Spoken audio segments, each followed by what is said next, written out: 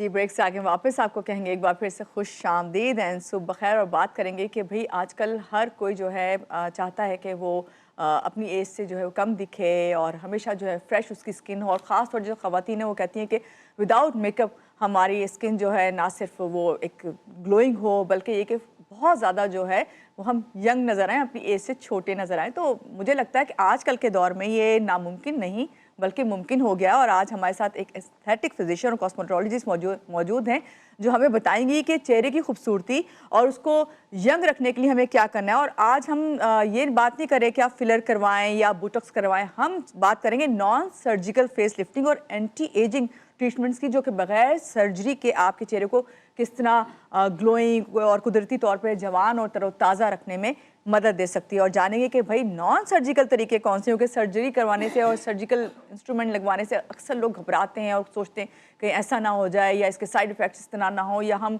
बिल्कुल ही चेंज ना हो जाए। क्योंकि बहुत सारे ऐसे सोशल मीडिया पे वीडियोस हम देखते हैं, चाहे वो हमारे सेलिब्रिटीज़ हों या हमारे इर्द गिर्द जाने वाले जो सर्जरी के इससे प्रोसेस से गुजरते हैं, तो बिल्कुल डिफरेंट नज़र आते हैं। तो कैसे जो है हम अपनी जो डेली लाइफ है उसमें कौन सी आदत अपनाएं जिससे हम बेहतरीन नताइज हासिल कर सकते हैं और उसके साथ साथ जो हम चाहते हैं कि हर वक्त फ्रेश नज़र आए विदाउट एनी बीबी क्रीम या कोई भी फाउंडेशन। मैं भी ये सवाल ज़रूर जानना चाहती हूँ और इसका जवाब ज़रूर आपको भी बताएंगे, लेकिन पहले मिलेंगे हमारी मेहमान से कि वो कौन है। आपको उनका तारुफ कराऊँ। हमारे साथ मौजूद है इस वक्त डॉक्टर समीना हबीब, डर्माटोलॉजिस्ट हैं, कॉस्मेटोलॉजिस्ट हैं और एस्थेटिक फिजिशियन। और एक नई बात मुझे पता चली कि हम अक्सर जब भी कोई स्किन स्पेशलिस्ट आते हैं तो हम उनसे कहते हैं भाई सबसे ज़्यादा तो हमें मसला ये होता है कि हमारे एक्नी आ जाती है, इसको पहले किस तरह सही करें, किस तरह फ्रेश अपनी स्किन को दिखाएं।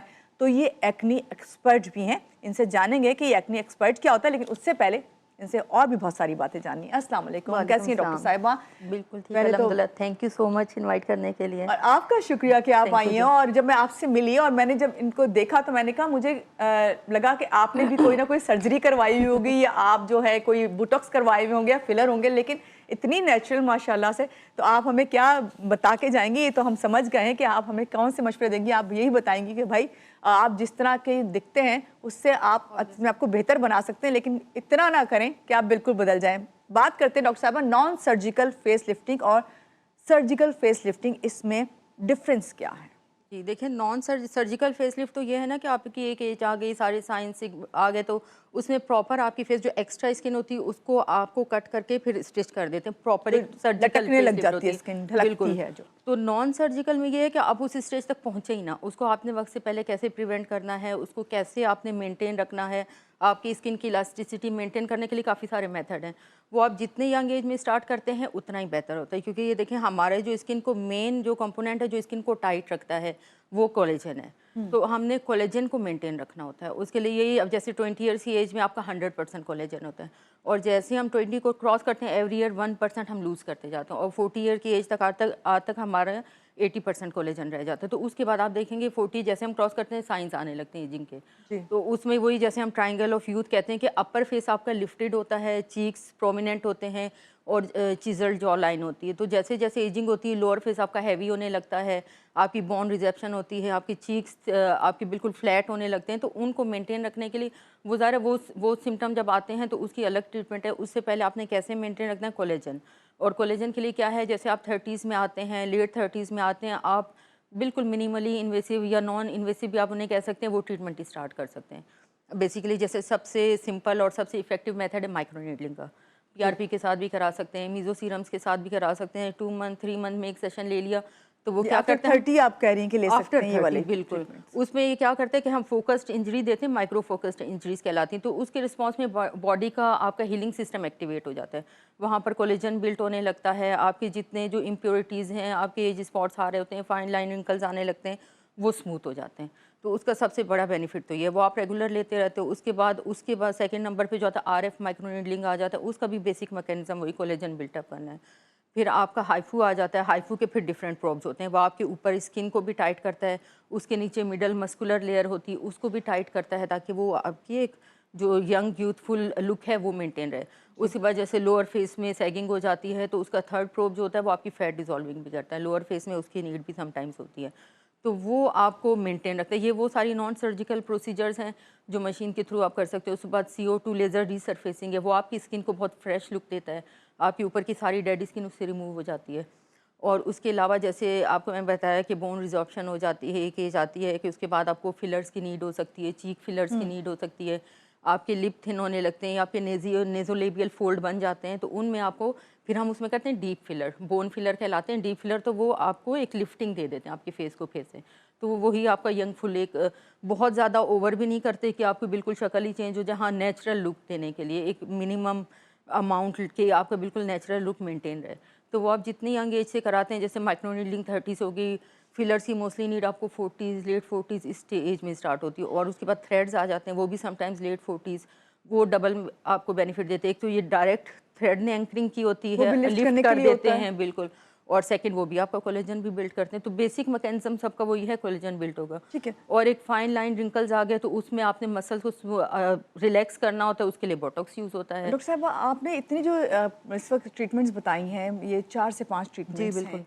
ये जो ख़वातीन सुन रही हैं और देख रही हैं, वो ये आपसे जानना चाहती हैं कि आप ये बताइए कि ये ट्रीटमेंट्स हम जब करवाना शुरू करते हैं आफ्टर 30, तो इसको कितना ड्यूरेशन के बाद रिपीट करना चाहिए? हाँ, बिल्कुल असल सबके चीज़ तो ये डिफरेंट है है। ना, उसको मेंटेन रखना। बिल्कुल, जैसे आप माइक्रो नीडलिंग करते हैं, आपको हम यही एडवाइस करते हैं कि मिनिमम 3 सेशन तो लें, मंथली सेशन होते हैं। कुछ जगहों पे मैंने देखा 15 डेज़ में बुला रहे थे, उसका ज़्यादा बेनिफिट नहीं होता, क्योंकि हमारा जो हीलिंग साइकिल है वो ऑलमोस्ट 1 मंथ का होता है, तो 1 मंथ 1 का मंथ गैप का देना चाहिए। एक सेशन हुआ एंड देन सेकंड मंथ में आप सेकंड एंड करेंगे, यानी और 3 अगर आप मंथ्स बहुत तक। ज़्यादा देते हैं तो 6 मंथ रेगुलर करके फिर थोड़ा सा गैप, और इसी तरह हाइफू है तो वो 3 मंथ्स के बाद एक सेकंड सेशन लेते हैं, तो उसका 1-1.5 ईयर तक इफेक्ट रहता है। और थ्रेड है, आप एक टाइम कराएंगे तो ऑलमोस्ट 1-1.5 ईयर, समटाइम्स 2 ईयर्स तक उसका इफेक्ट रहता है, तो उसके बाद आप रिपीट कर सकते हैं। और इसी तरह बोटॉक्स है या फिलर्स हैं, उनका 6 to 8 मंथ तक इफेक्ट रहता है, वो उसके बाद आप रिपीट कर अच्छा, सकते ये जो हैं। बोटॉक्स हैं, फिलर्स हैं, ये तो वक्त के साथ साथ डिसॉल्व हो जाते हैं, थ्रेड का हाँ, भी वही ऐसा कह ही रही हूँ, है? 6 to 8 में वो भी ऐसे ही है, उस वो आपको 1.5 ऑलमोस्ट समटाइम्स 2 ईयर्स तक चल जाता है, उसके बाद आप रिपीट कर सकते हैं। बट थ्रेड जो है वो आफ्टर 40, ये सर्जिकल में हाँ, नहीं आता बिल्कुल। थ्रेड जो है? नॉन सर मिनिमली इन्वेसिव आप कह सकते हो, प्रॉपर सर्जिकल नहीं है जिसमें आपको वो नाइफ और वो यूज़ हो रहे होते हैं, ये तो मिनिमल इन्वेसिव है ना, ये उसमें नहीं आता, सर्जिकल में नहीं आता। सर्जिकल तो बिल्कुल ही अलग एंटाइटी है, उसमें तो प्रॉपर सर्जरी करके जो आपकी लूज स्किन है उसको रिमूव करते हैं। अच्छा, ये और उसके साथ कुछ टॉपिकल जैसे बहुत इंपॉर्टेंट है, वो तो इससे भी यंग एज से, जैसे बचपन से ही सन ब्लॉक यूज़ करना चाहिए, टीनेज से ही आप स्टार्ट ये कर जो दें। आपकी रूटीन है, डेली विटामिन रूटीन। सी जैसे बहुत ज़्यादा चीज़ें भी लगाने की ज़रूरत नहीं, 3 चीज़ें बहुत इंपॉर्टेंट है। एक आपका सन ब्लॉक सबसे इंपॉर्टेंट है, विटामिन सी वो भी आपका थोड़ा बहुत कोलेजन बिल्ड करता है और फाइन लाइन रिंकल्स को प्रिवेंट करता है, और रेटिनॉल नाइट टाइम पे, और साथ में मॉइस्चराइज करना मस्ट है, तो उससे आपकी काफ़ी हद तक ना, काफ़ी एजिंग के जो ऊपर स्किन के हैं वो काफ़ी साइंस आपके स्लो हो जाते हैं। अब ये जो है आप कह रही हैं बचपन से ही ये चीज़ें इस्तेमाल हाँ, कर जैसे सन ब्लॉक वगैरह बिल्कुल बचपन से आप टीन एज यूज़ से जो करवाएं। है बच्चे इस्तेमाल बिल्कुल करना शुरू कर दें, खासतौर से लड़कियों को फिक्र होती है। बिल्कुल। अभी जब मैंने जिक्र कर रही थी, अभी मैं आपसे और भी बात करूंगी, खासतौर से ये कि सर्जरी के बगैर जो है चेहरा, इस पे झुर्रियाँ अगर आ गई हैं और जिल्द जो है वो आपकी बिल्कुल ही सैगी जी सी हाँ, हो गई है, तो इसको कैसे कम किया जाए? तो भाई नहीं पता, नहीं अब इतना एडवांस हो गया है, पहले तो अब तो हर एक को पता है, बिल्कुल। लेकिन पहले नहीं पता होता था। अब जो आफ्टर 40 ये सब कुछ फेस कर रही हैं खवातीन या मर्द हजरात, तो उनको इस वक्त कौन से स्टेप लेने चाहिए? क्या यही ट्रीटमेंट जो आप बता रही हैं नॉन बिल्कुल यही सर्जिकल, होंगे। या फिर सर्जिकल की तरफ जाएं? अगर देखें वो तो फिर हम एग्जामिन करके बता सकते हैं, अगर इतनी ज़्यादा लेक्सिटी हो गई है ना कि आप वो थ्रेड उसको कंट्रोल नहीं कर सकता। अब जैसे बोटॉक्स है, उसकी एक एज लिमिट है 65 के बाद वो इतना इफेक्टिव नहीं होता।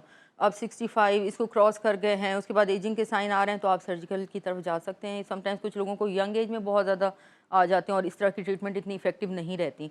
ये तो वो है ना, आप जितना यंग एज स्टार्ट करेंगे तो वो प्रिवेंट करेंगे, स्लो कर देंगे, रुकेगी तो नहीं एजिंग। ज़ाहिर है सनलाइट भी आप इफेक्ट कर रही है, कोलेजन भी आप लॉस कर रहे हैं, उसके साथ आपका ये देखें ग्रेविटी भी आप पे इफेक्ट कर रही है, आपके हार्मोनल चेंजेस आ रहे हैं, तो वो रुकेगी तो नहीं, आप स्लो कर सकते हैं उसको।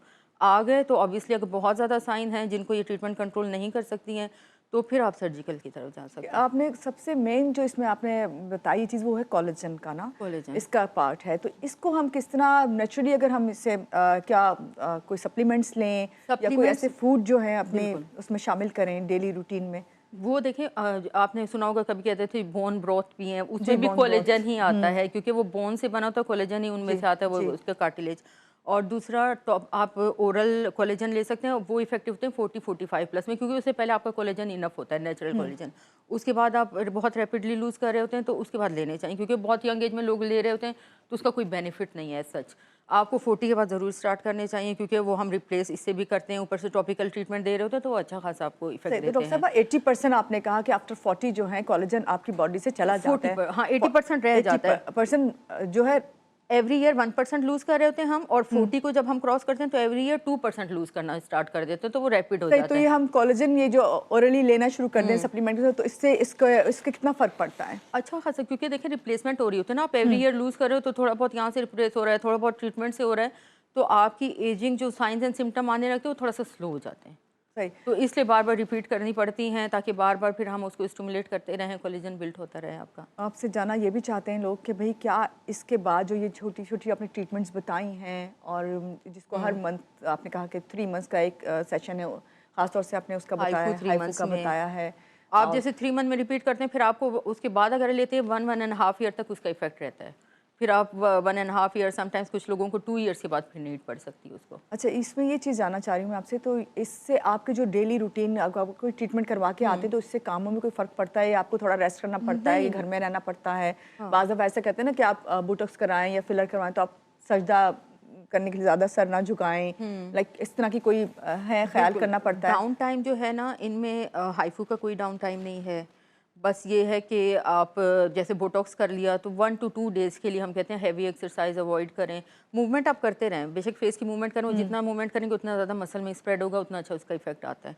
और उसके अलावा जैसे पीआरपी करा लिया तो मैं उसका मैक्सिमम फ्यू आवर्स तक है, प्रॉपर किसी एक्सपर्ट ने किया तो उसको पता है कि इस स्किन एरिया में मैंने कितनी डेप्थ में जाना है। वो फुल इंजरी करने की भी नीड नहीं होती, एक कंट्रोल्ड इंजरी देनी होती, तो उसका मैक्सिमम फ्यू आवर्स तक रहता है। कुछ लोगों को स्किन वैसे टाइट होती तो उनको इतना भी नहीं आता, 2 to 3 आवर्स में सेटल हो जाते हैं बिल्कुल। तो इतना है। और CO2 लेज़र कराते हैं तो उसमें थोड़ा डाउन टाइम है, समटाइम्स 4 डेज से लेकर 10 डेज तक हो सकता है। डॉक्टर साहबा, कौन से लोग हैं जो अगर नॉन सर्जिकल फेस लिफ्टिंग चाहते हैं और अगर वो करवाते हैं तो उन पे असर नहीं करती, फिर भी कौन सी एज ऐसी आ जाती है कि जब आपको सोच लेना चाहिए कि आप अब नॉन सर्जिकल ट्रीटमेंट नहीं होगी? आप वो देखिए प्रॉपर एक एजिंग साइन आ गया, जैसे मैंने आपको कहा है, बिल्कुल आपकी सैगी स्किन हो गई है, आपकी जॉ लाइन आ गई है, आपके नेज़ोलेबियल फोल्ड हैं जो हमें पता है कि उसको ना थ्रेड कंट्रोल करेगा, मतलब आप कराएंगे नॉन सर्जिकल लेकिन मिनिमल उसमें रिजल्ट आते हैं।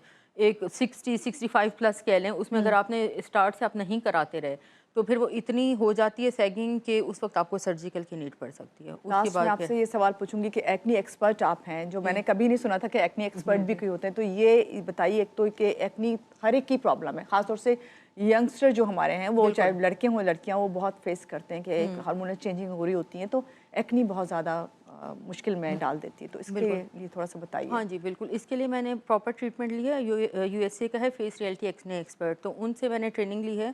जैसे हमारे पास कुछ लोग हैं, कुछ बच्चे आते हैं, नहीं उनके पेरेंट्स से रहते टीनेज है, अभी से हमने नहीं करानी, हम उसके बाद कराएंगे, तो उसका सबसे बड़ा ड्रॉबैक ये कि स्कार्स आ जाते हैं।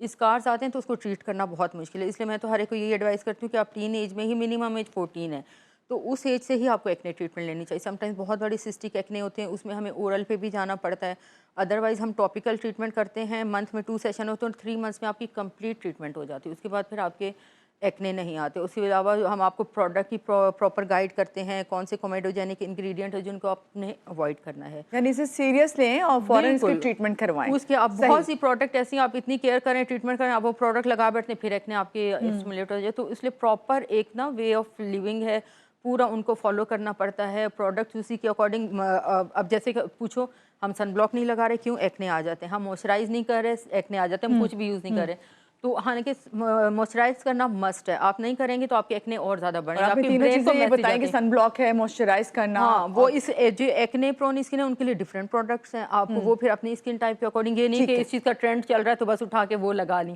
वो आपको अपनी स्किन टाइप देखनी पड़ती है, उसके अकॉर्डिंग यही लगाया था, उसकी डॉक्टर ने बताया था, मैं भी वो यूज करूंगी, ऐसा बिल्कुल नहीं। बहुत शुक्रिया, हर एक स्किन टाइप डिफरेंट होती है। आज के प्रोग्राम में आप आई और आपने इतने अच्छे तरीके से हमें बताया कि किस तरह हम सर्जिकल की तरफ ना जाएं बल्कि नॉन सर्जिकल ट्रीटमेंट्स करवा के अपने आप को बेहतर और जो है एज से थोड़ा पीछे दिखा सकते हैं। जनाब यहाँ लेंगे एक छोटी सी ब्रेक के बाद वापस आते हैं, रहिएगा आप हमारे साथ।